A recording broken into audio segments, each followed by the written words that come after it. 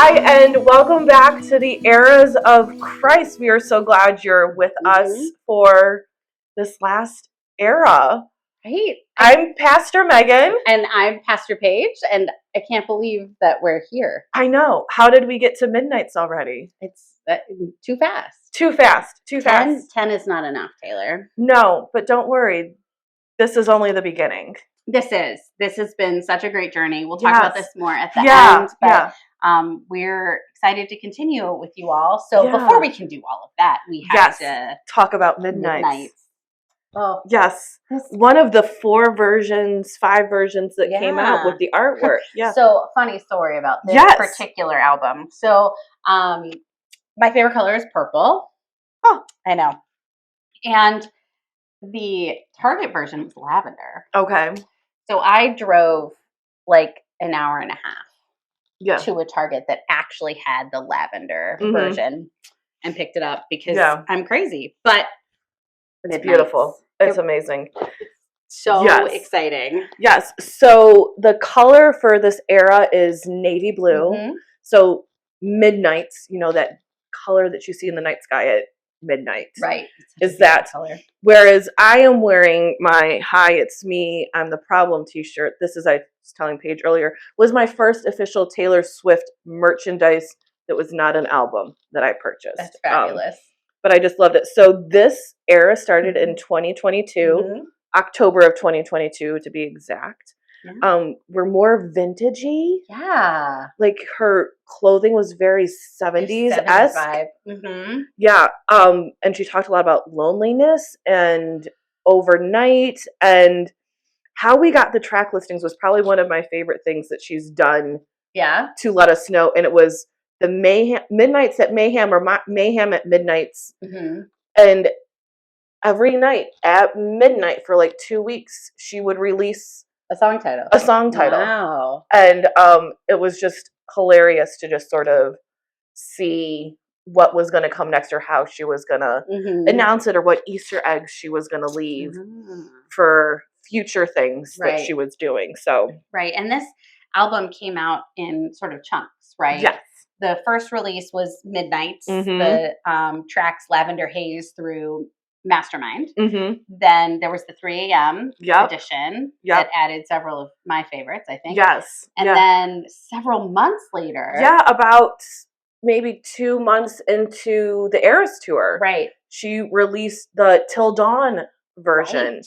Yeah. And then just last week, she officially put on streaming the last single from the vault from this album, You're Losing Me. Right. So is the album complete, or are we going to keep getting vault tracks, you know, as time goes on? I don't know. I think it's really interesting. You know, we've mentioned that several of her albums are sort of breakup albums, and people speculated, you know, the fact that she and Joe Alwyn broke up was announced last spring before the Up Till Dawn piece was released, shortly before, I think it was aligned. About like a week. Right. Yeah. And so there's some speculation, and I'm on this team, that Midnights is the Joe Alwyn breakup album.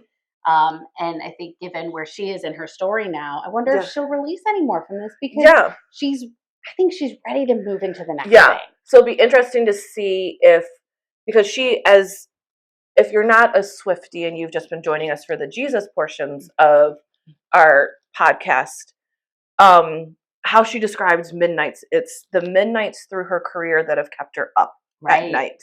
So one of the fun things that a lot of the TikTok Swifties did when this album came out was to try and figure out what songs went with what era, because some things sounded like different songs from different things. So it was fun to try and figure out, okay, is this beginning Taylor? Is this Red 1989 Reputation era Taylor? Or is this Folklore Evermore Midnights Taylor? So it was really fun to see, and I think you can sort of see on this album, we get a little bit of everything music-wise. You get the singer-songwriter, Folklore Evermore stuff with, Sweet Nothing, Labyrinth, I think, is Labyrinth, there. Even You're Losing Me. Even You're Losing Me. But then you also get like the Reputation, Vigilante stuff, and Karma, and maybe even a little bit Question, because of things that were going on during that era. You have the pure pop ballads of like Bejeweled and Mastermind. So it was and Lavender Haze, like just really fun to play this album for the last week. Yeah. So how did you discover this album? It was just a little over a year ago, that this came out. Trying to think about it, and I didn't pay attention to the one release, but I feel like I listened to it within a few days of it. Maybe on the day it was released. So I feel like I just read about it. But Facebook, somebody posted, "Hey, Taylor Swift new album, yay!" Right? So exciting to get something new, especially since I loved the last two so much. To have a new one, and I think it kicked off a conversation with Genevieve and I about how we both wanted to go see Taylor Swift, and how my poor boyfriend was in trouble because his daughter and his girlfriend both want to do something. So that. And so this was one, I think, for me that I kind of, just sort of in everyday stuff and listen to it, I think, right on the day it released. But you listened to it at what time?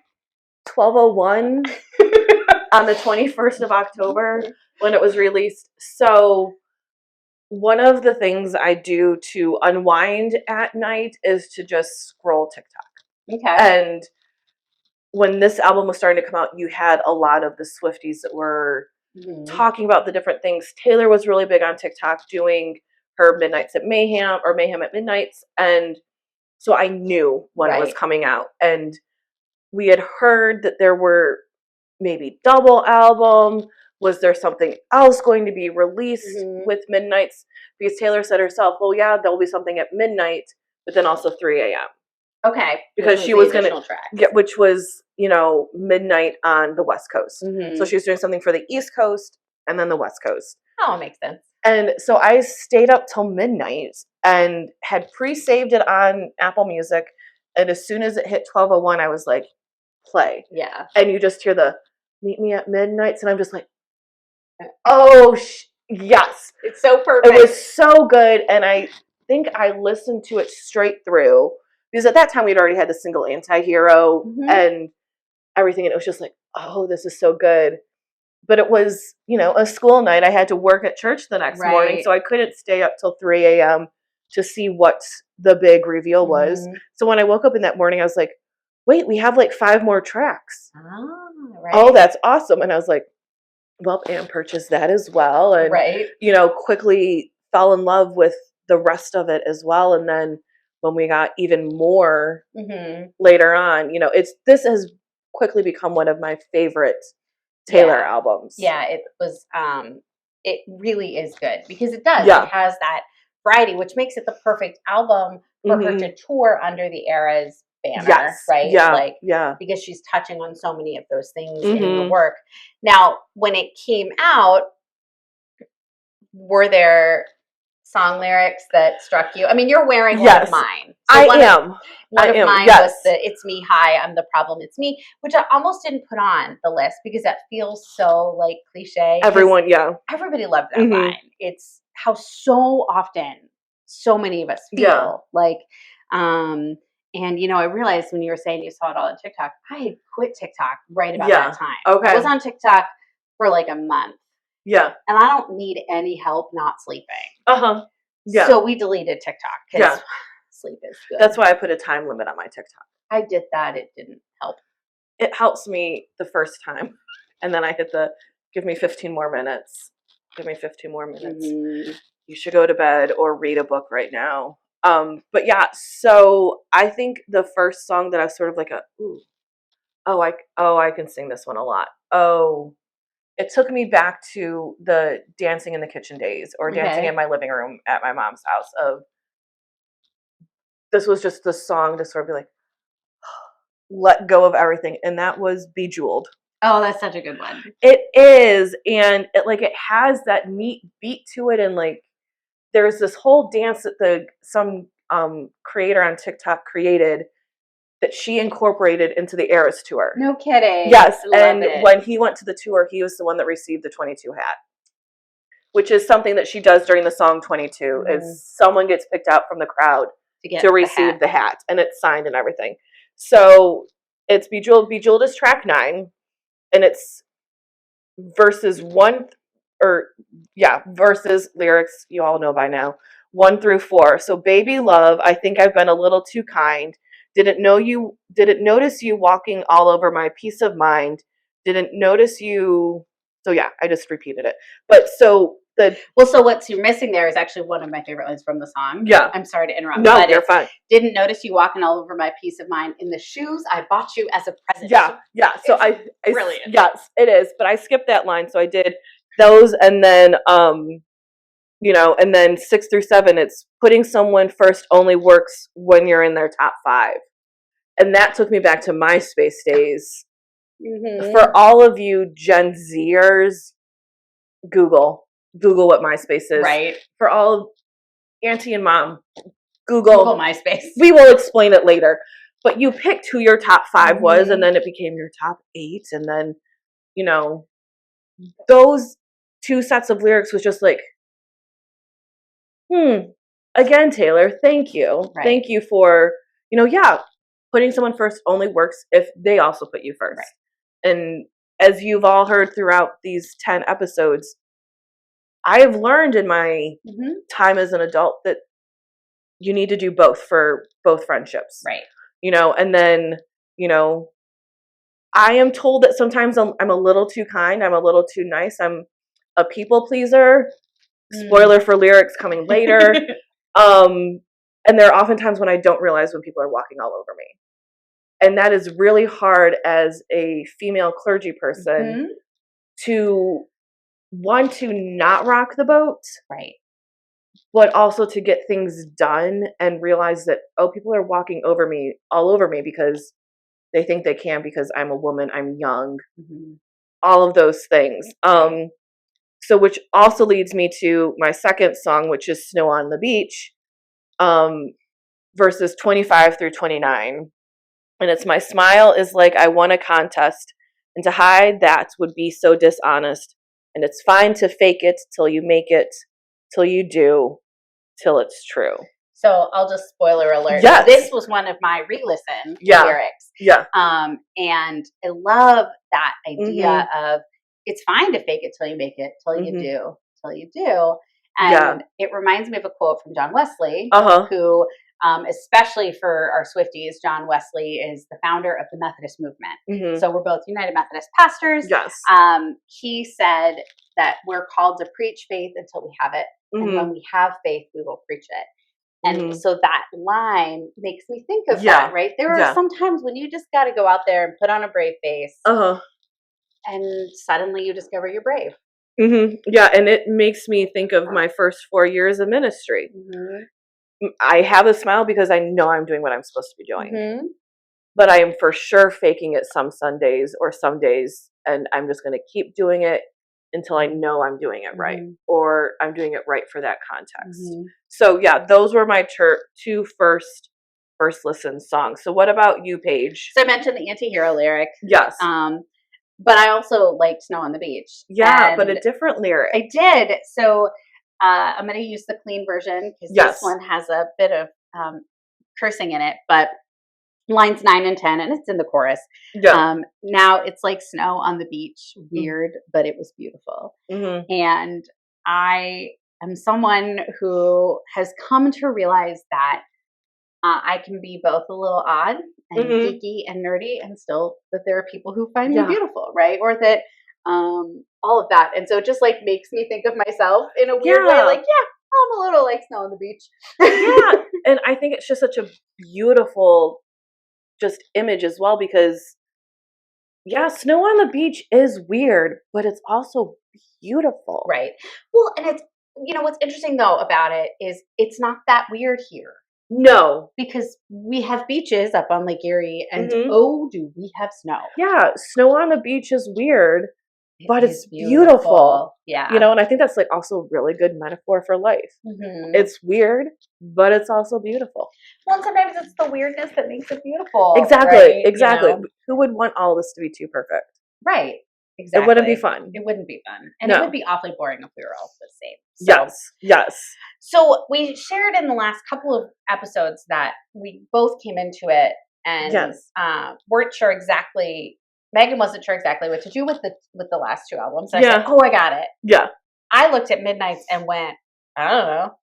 And Megan goes, "Oh no, I got it. I got it. So why don't we start there? Yes. What was your overall? You had sort of an overall concept Yeah. with Midnights, and then let's dive into one of the stories. Yes. I'm in the process of commissioning an ordination in the United Methodist Church. And one of those things is you have to write a sermon on a specific text. Okay. I have done that several times. Right. So I've gotten very, in it with John 3. And as Paige is like, we're sitting in my dining room and we have all the Post-its on the walls, and Midnights just has a couple of my things on it. And we had mentioned, like she said, Folklore and Evermore were very hard for me because I was like, I don't know these albums as well. Sure, that sounds great. And she listens to me, she's like, I don't know. And I'm like, Paige, it's everybody that came to Jesus at midnight. And I went, oh. Yeah. And I was like, the very first person I thought of was Nicodemus, right. who is famous for coming to Jesus in the middle of the night. Right. And he was a Pharisee, up there pretty high, and would follow Jesus around, but would not ask any questions, would just sort of be on the outside, ready to catch him on something, but also I think very curious with what was going on. And so Nicodemus talks to some of Jesus's disciples, and the disciples say, well, just come and Jesus will talk to you. And he's like, but I can't come during the day. Right. No one can see me. No one can see me talk to him. Okay, come at night. And so he famously meets him at midnight. And so you might be thinking I'm thinking of a different song that opens the album. Right. But I'm not. Right. It doesn't really quite work with Lavender Haze. No, but it works really well with Question. Yes. Because there is specifically a line where Taylor goes, can I ask you a question? Right. And that's sort of how Nicodemus starts, like, let me ask you all of these things. And Jesus goes, oh. Right. Like, you've been watching everything. Why are you asking me questions? You have seen me at work. And what I think is so beautiful about Nicodemus's story is that he comes back. Is that on Good Friday, Holy Saturday, he is there to help bury Jesus. Right. That he comes back. And so you're like, yes, something clicked. Right. That he realized how important this man was. Yeah.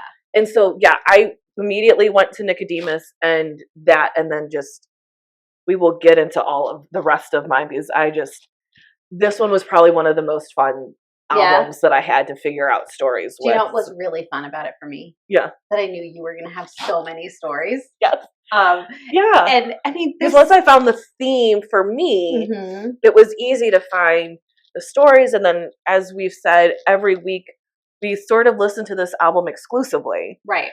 And, I was making notes on my own before I put them in our app, like just.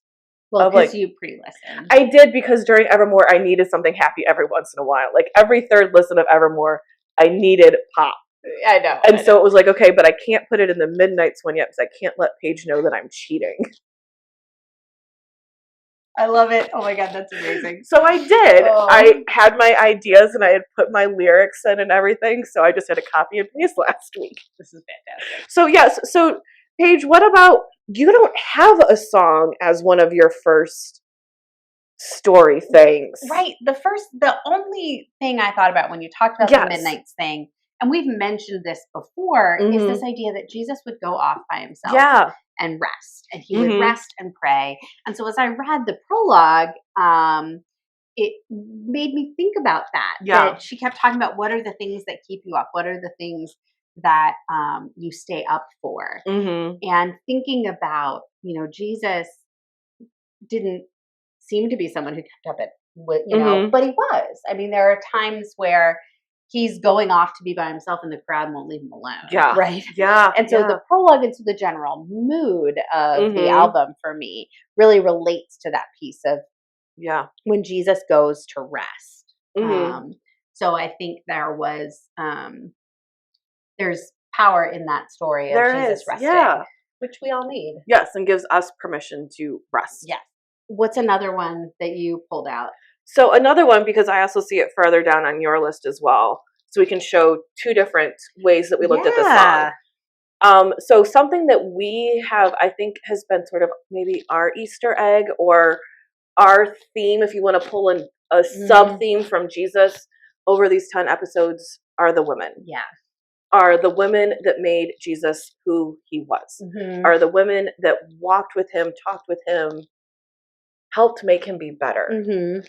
So I have two songs. So I will do my first one and then the one that matches but yours for a different story. So my first one I have is Mastermind of the women. And I was thinking this more of the women, that were with him all the time that maybe didn't get the credit. The women that don't have names. So our women at the well, the women who bled, the woman who anointed him. Syrophoenician and woman. All of that. And then also women that were at the graveside, at the tomb afterwards. And specifically the lines, and I think it's the bridge at the end. You see, all the wisest women had to do it this way because we were born to be the pawn. Wow, yeah. And I just got chills because every time I hear that line, I think of all the women that we needed in those stories to show a different side to Jesus. We needed the woman at the well to show how to talk to a Samaritan woman and how we need to talk to everybody. We saw the woman, that had the flow of blood that, just needed someone to care for her. Right. And we have people that we need to just care for. And the women at the tomb that were the first ones to know about the resurrection. Right. Yeah. That then got to tell the disciples and the world. Yeah. So they were a pawn in that story. But not a pawn. But not like a pawn, but like they were like the catalyst for that. So like not a pawn in like a bad way, but as in like they needed to be there for the story to move on. Yes. Yeah. And so the other one I thought of, and this was just, I'm like, this is, Mary Magdalene, who had a bad rap, and Mary and Martha, who I think Mary sometimes had, a bad rap, and same with Martha, like, and want to be one of the who anointed Jesus. Yes, was ladies, and this is from Vigilante Stuff. Ladies always rise above. Ladies know what people want. Someone sweet and kind and fun. The ladies simply had enough. And I was just like, yes. Vigilante Stuff is a very screw you type of song. Yeah. Sort of a how, someone got it in the end. But I think that one was ladies always rise above. Ladies know what people want. The women that were with Jesus knew what he needed. Right. And knew what the people around him needed. And those, to me, at least in these 10 episodes, have been who we've talked about almost as much as Jesus. Right. So they have risen above all of the rest of the disciples, even though you all know I love Peter. But we still get, Mary Magdalene. I think we've talked about her at least 8 of the 10 eras. Right. Yeah. So maybe not so much in like the story wise, but like the ladies are always going to rise above. Right. So. Yeah. Well, and I had a different song for some of the women. Yes. Right? The women, people always talk about Jesus on the cross and say, oh, well, his friends all deserted him. But they didn't. No, they didn't. The women were all there. Yes. And that's made clear that the women were there weeping at the foot of the cross, right? That his mother was there. And speaking of another woman that gets a bad rap, Jesus' mother, right? Yeah. But I kept thinking about bigger than the whole sky. Yeah. And these women at the feet of the cross saying, goodbye, goodbye, goodbye. You were bigger than the whole sky, right? Yeah. Just how important he is and was in their stories and in their experiences, and then in the experience of the whole world. That was one that I really enjoy, that song. Yes. And to be honest, that song sort of inspired the whole podcast. Yeah. Because I'm going to jump ahead and we'll come back, but it has a line in it that is sort of where we talk about where is God, where is faith, and it's got a line that I remember when I heard it. Yeah, I was like, oh, we got to talk about that, right? And and there's a line where she said, "Did a bird flap its wings over in Asia? Did somebody? Oh shoot." Did some entity take you because I didn't pray? Yeah. And that fear that we often have, that or people are told by lots of people, like, did you pray hard enough? Well, you didn't pray. And like, you're not going to swear. That's bold stuff. It's right. Like, it's really damaging. And I'm sorry if you've ever heard those words. Yes, absolutely. And it broke my heart to hear Taylor sing them, right? Like, oh, I don't want you to be have that feeling. Yes, and it's almost, I wonder if this is the midnight song for Soon You'll Be Better. It is. I think it has to be. And that's from Lover. And that was a song she wrote about her mom battling cancer. And, and that song is even desperate people pray to Jesus. Yeah. And now I pray to him too. Right. And that, in that sense, that prayer is what we do when we don't know what else to do. For me, and yes, prayer has lots of other purposes. Yes. But when we don't know what else to do, we can always pray. And not so that some entity is going to act in a certain way, right? Like, we pray because it calms us. It helps us be present. It changes us. Yeah. And it just, it just breaks my heart. Yeah. And I think something I tell my parishioners all the time when we pray is that we can ask for our prayers to be answered, but we don't know in what way God's going to answer them. And 9 times out of 10, they're answered in a way we never would have thought. Right. Yeah. I prayed to God, show me where you need to use me, because going for the job that's going to pay me all the money and it's going to give me the high profile things is not what I should be doing. How do I serve you? And God, as I was sitting in church, goes, this is where you're supposed to be. And I'm like, I'm sorry, what? That is not what I asked you, sir. Right. Ma'am, person. That is, and you're like, oh. Yeah, careful what you ask for sometimes, because God's gonna be like, I have been opening these doors for you, and now I'm just gonna really shove you through. So that you talked about Mastermind, and both of the songs you had for the women, I had with different stories. Okay. So Mastermind for me goes with one of my favorite scriptures for this time of year, which is the prologue to John. Yes. In the beginning was the Word, and the Word was with God, and the Word was God. And this idea, not that God is moving us around like chess pieces. If that's happening, I would like, some pieces moved closer together. But, some changes. But that God has a vision for who humanity can be. And so, so God as the mastermind and Jesus as a piece of that. Was one that I thought about with that song, and it's one of my favorite texts. Yeah, it's a beautiful text. And then I had vigilante stuff for something else. You did, in the moment, in the garden. Jesus, we've talked about this a few weeks ago, where Jesus goes and prays in the garden on the night that he is to be betrayed. And when he's there, we haven't talked about this piece. Judas comes to the garden and betrays Jesus with a kiss. And then the disciples who had been sleeping decide, all of a sudden get real mad. They get real mad. And are like, oh, we got to do something about this. Right. Yeah. So they're thinking about some karma, but Right. Well, yes. We'll come to that too. Yes. And it's this, they fight back. And in both of Luke and Matthew, where that story is told, Jesus basically tells them to stop. Yeah. In Luke, Jesus says, "No more of this." And I love that line.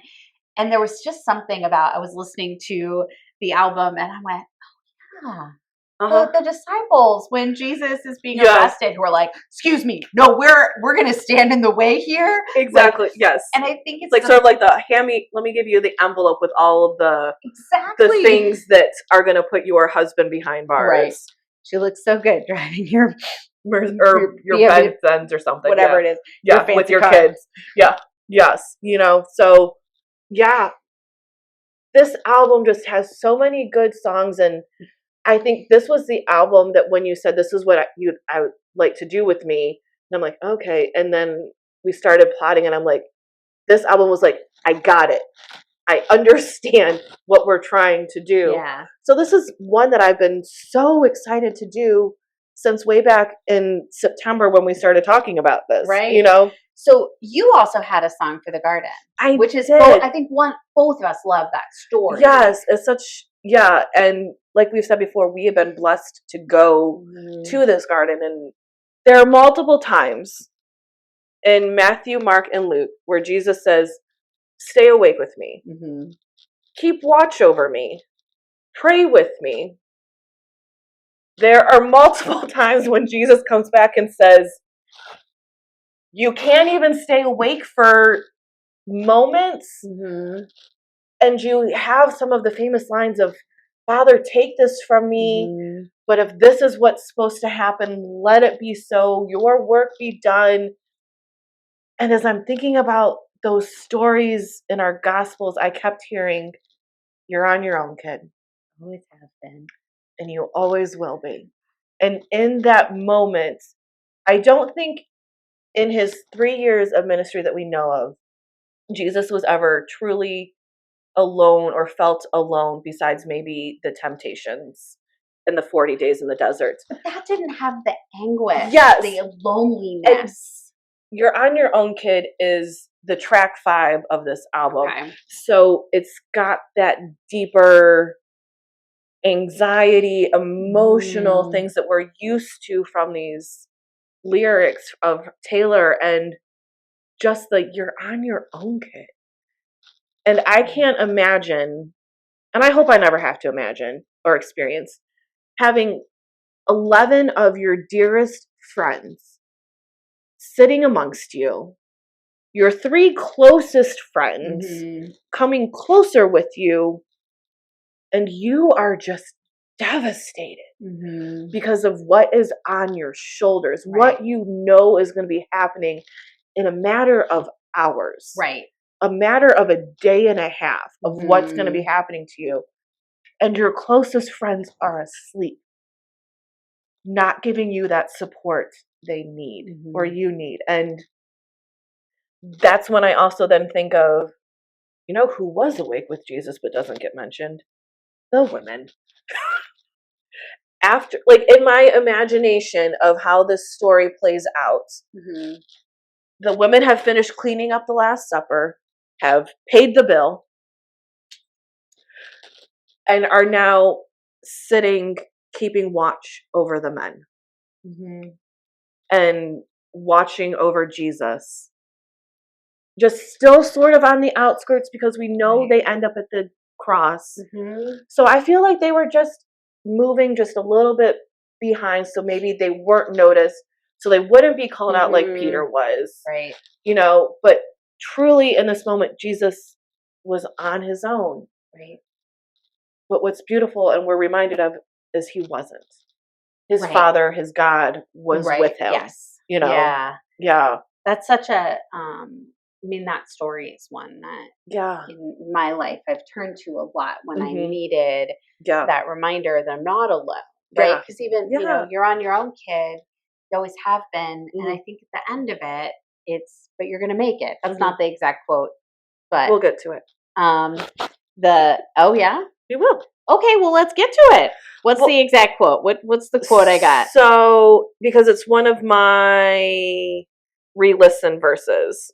Okay. And it's You've got no reason to be afraid. You're on your own, kid. Yeah, you can face this. You're on your own, kid. You always have been. And it's the very end of the song. Right. So you can face this. The whole entire song, it's you're on your own, you're on your own, you're on your own, you're on your own. And finally at the end, it's like Taylor saying to herself, yeah, but look at all you've faced on your own. Mm-hmm.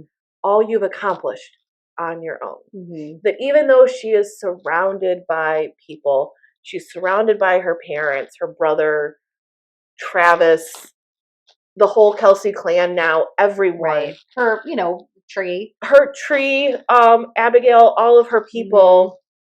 But she's still on her own when she steps on that stage. When she goes into the studio to record. When she's sitting at midnight writing, she's still on her own. And I think the other side of that is, as women, we're so good at saying, well, we did. Yeah. No, we didn't sometimes. Yeah. Sometimes I did or you did. And so I also like that claiming of ownership that's in the midst of that, right? Like, you're on your own, kid. Mm-hmm. You can face this. And I think that's why I picked it for my re-listen. I'm single. I'm on my own, but I can face it. Right. Because I have done all of this on my own. I went to seminary on my own.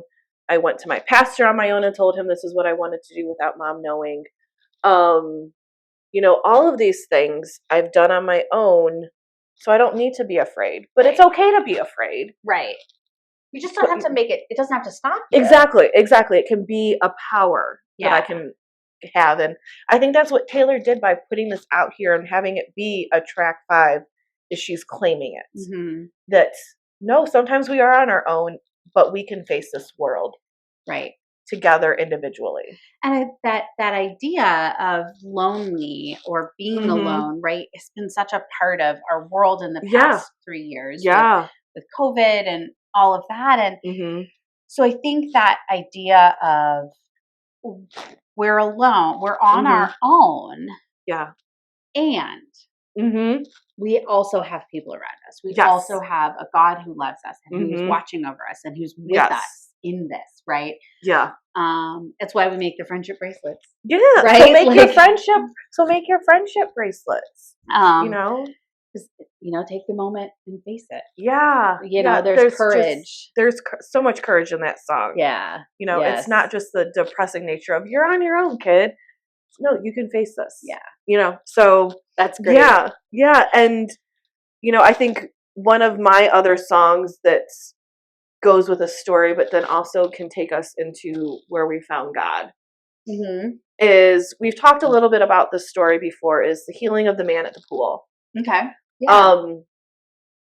And he basically lived at this pool. He couldn't walk. He was paralyzed. Yep. He lived on his mat, and every day or every so often the pool would come to life, or people would know, okay, it's safe to go in.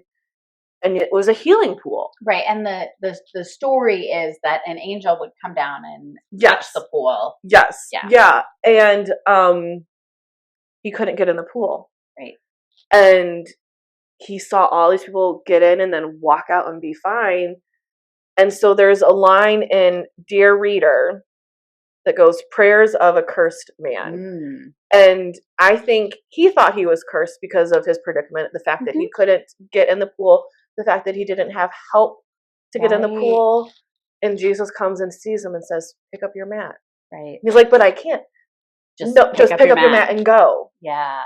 You're fine. Your faith has made you well. Your persistence has made you well. And I was like, hey, how many of us have, thought we're cursed or something bad has happened? So it's the desperate prayers of a cursed man I was like, okay, here's our theme of prayer again that we've gotten all the way back in debut. Yeah. So. And, it's funny, as you're telling that story, I think of a different man who Jesus tells him to get up and walk. And that's the man whose friends carry him to Jesus. They tear through a roof. I love this. It's amazing. Particular story. I probably could have put an insert healing story here. Right. and it would have worked. Well, because the reason people had these ailments, how they understood the world, we talked about this in an earlier episode, was very much someone must have sinned, and that's why it was a punishment, sort of a thing. Exactly. So, yes. Yeah. Were there any other songs that you had for stories? One of my other favorites, I really love the 3 a.m. set. Yes, frankly, those are really good. Is Paris. Yes. And one of my re-listen lines is from Paris, and it's lines 11 and 12, and it says, "No, I didn't see the news because we were somewhere else." And I have made presence sort of a spiritual practice in the last several years, which is I'm going to be where I am, and I'm going to not pay attention to what's going on outside. And so that line really made me, speaks to some of my experience in the last couple of years in some intentional things. Yeah. But there's this story where Jesus might have said, "Oh, I didn't see the news." Yeah. Because I was somewhere else. Yeah. And it happens in Luke 24, where Jesus is walking along the road with 2 men, and they're talking about this thing. Can you believe what happened? And oh my gosh, we've heard this and that and the other thing. And Jesus, but they don't know he's Jesus, is like, "Oh, well, who are you talking about?" And they're like, "You don't know about Jesus? And let us tell you. Let us tell you." And so it made, as I was listening to Paris, actually this morning, I was like, "Oh my gosh, it's Jesus at the walk to Emmaus, walk to Emmaus." And eventually Jesus does they do recognize Jesus when he breaks bread. He breaks bread with them. Yeah.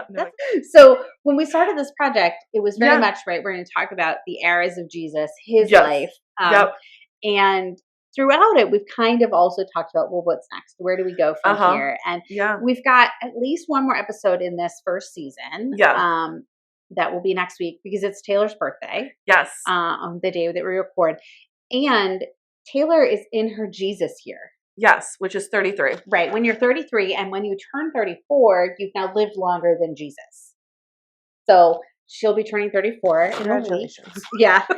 You made it longer we than did Jesus. It! And because tradition is that Jesus was 30 when he started his ministry, and it was 3 years. So when I started seminary. Go figure. as it so goes. And so it goes. So we're gonna come back next week and probably do a couple of things that we've been talking about that are sort of smaller. Yeah. Maybe even talk a little bit about the Christmas songs. Yeah, and do a recap for you of all of the songs we've talked about. I compiled the list the last couple of days, and I was like, we've talked about a lot of songs. A lot of songs. Right. And it's been fun to see how they've changed since we started with debut. So that'll be something for you to look forward to on December 13th. Yeah. And then I think there's some stuff to look forward to in 2024. Yes. So we want to keep doing this. Yeah. And I think you guys are having fun with us. We're having fun with each other and with you. Yeah. And so our plan is to go back through the eras and look at the story of God's relationship with humanity and the way that the church has evolved since Jesus. So those will kind of be separate, and how the order is still up in the air. Yes. But we're really excited to keep going on this journey. Yes, and we're trying not to think about too much of what those eras are going to look like while we're still in our Jesus era. Right. Because we don't want to get too excited, as I started last week with all of the midnight stuff before it was time for midnights. It's all right. But we're masterminding all of this. It's going to all work out and make sense. Yeah. All in the end. Yeah. When we finish this. So there's one other God reference. Yes, that there we is. have to talk about. We do. And that is karma. Yes, karma is a god. Lowercase g. It is a lowercase g. And karma is a spiritual concept from Hinduism. Yes. Right? That is language that has become very common in English vernacular, right? We've heard that phrase, that idea, you get what you give, right? You reap what you sow. Yeah. Yeah. Yeah. And so she talks about karma as being something that she elevates to almost worship, right? Yeah. And the things that she, puts in with karma, like, and how she relates it to, like, karma is my boyfriend, karma is the cat who loves me, karma is my friends hanging out, karma is these things. And I think one of my favorite lines from that song, besides the karma's a god, is the people ask why everyone fades while I stay. And it's karma is a god. And it's sort of like and she even talks about it in some other interviews, that people are going to get what's coming to them for what they've done to me. They are going to get what's coming to them.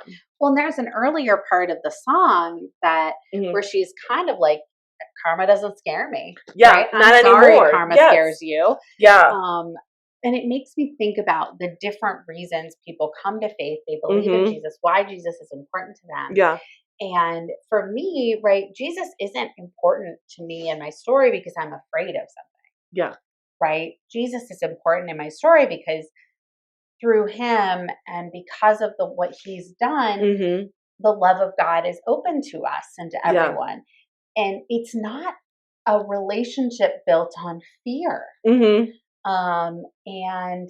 for her to talk about karma in that, in a divine sense, is to say, no, this is not something I am afraid of. Yeah. It's something that I'm embracing, that is part of the story. Yes. And almost like, I'm living my life doing what I need to do, and these things are just going to happen to you.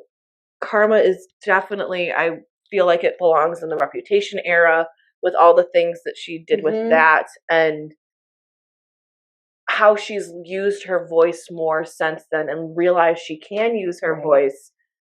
And sometimes her not saying something is the most powerful thing. Whereas, 5 or 6 years ago, 10 years ago, she would have said something, or Tree, her publicist, would have said something. Or would say nothing. Exactly. Right. And that would almost, so she's grown. And I think using karma in this way, where it's not that, well, karma's going to come get you.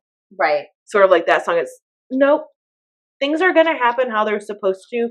The things are going to unravel as they do, because you are putting bad out into the world. And I'm doing that stuff. But I don't think it's vindictive. It's correct. Not. It's not vigilante stuff. It's not vigilante stuff, and it's not better than revenge. Correct. Right? I'm gonna live in a way that I know that my good stuff is gonna blossom. Yes. That the good that is happening is going to continue because I'm pouring good into the world. Yes. And because that's the other side. We think of karma as, oh, you behaved badly, bad things are going to happen. Karma is also, yes, I'm putting this good in. You're putting good out in the universe. Good is going to come back. Yeah. And good is going to continue to be around you. We've chaosed our way through this episode. Yes. Which, sorry, friends, we're a little chaotic today. Yes, but that I think fits Midnights really well. I think you're right. It's got a big variety of a lot of different themes. Yeah, but I think we both still have a couple more songs from our re-listen that we want to share that are really important to us. Yeah. So why don't you talked about You're on Your Own, Kid. Yes. So I'm going to do first Labyrinth. Love it. It's track 10, and these are lines 22 through 26. You would break your back to make me break a smile. You know how much I hate that everybody just expects me to bounce back. And when I was listening to this, I don't know if it's because it's the month of December, and December is a hard month for me, family-wise, that I just remember my sorority sisters, Christine, Lauren, and Andy, when my grandma passed, and Emily, just would try and do anything to make me smile. Yeah. But then I also think of the other line of, you know how much I hate that everybody just expects me to bounce back. When you have a massive loss in your life, whether it's a job, a parent dying, grandparent dying, you quickly find out who your friends are. Yeah. And because grief is a really hard thing for people to deal with. Right. Especially if you're not the one that's directly experiencing it. So it's like people just want you to bounce back right away. Yeah. So what is one of your songs that we haven't touched? I think that probably the good one to follow that one with is Sweet Nothing. Yes. Where it's lines 33 and 34, and it's to the voices that implore, you should be doing more. Mm-hmm. And how often we feel like we're not doing enough, and we can do more and should do more. Mm-hmm. Yeah. Sometimes you need to rest. Yeah. Sometimes you need to pause. And I'm going to jump ahead because my other one goes right with this. Yes, go for Bejeweled. It. I did all the extra credit and then got graded on a curve. How often do we feel like we put everything into something and it's not enough? Yeah. Because sometimes it's not ever going to be enough. So then you put in what you can. Yeah. You will never put enough cheese on anything for me. Just put as much as you can. Yeah. Challenge accepted, because I'm also a big cheese person. So, right? We're both great on that one. Yeah. And I think that then goes really well into my song. Yeah. So this is from You're Losing Me. And sort of we've talked about it through several different episodes, how I can remember exactly where I was when I heard things. I was standing in my guest bedroom, Mom's room, Christine's room, Lauren and Andy's room at my house. And I hear just these lines of the song, and I'm just like, Taylor, can you take the knife out of the back? Like, really? That's a different song, different album. It is, but it was just like someone that we think is all put together also has these feelings. We talked a little bit about that on some of the vault tracks for 1989. Yeah. But so the line, I'm going to first do this line first. And this is lines 45 through 47. I wouldn't marry me either. A pathological people pleaser who only wanted you to see her. And the first time I heard that, I was just like, how? Oh. I'm gonna bandage that wound on your back. Thank you. Dang. Thank you. And I think my mom and my aunt can agree, most of my life I've been what can I do to make things better for you? How can I fix this? Right. Are you sure you're okay? Are you sure?